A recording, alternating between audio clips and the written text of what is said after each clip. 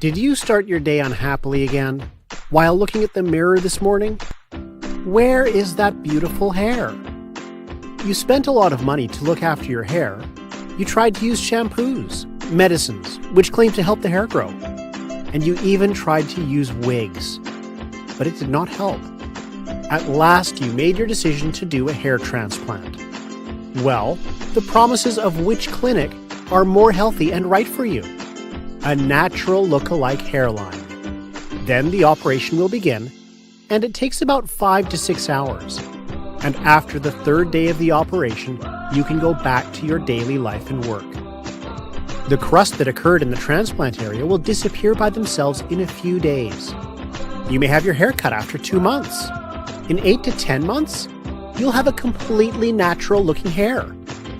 From now on, you may open a new page in your life with self-confidence. Request your free consultation now.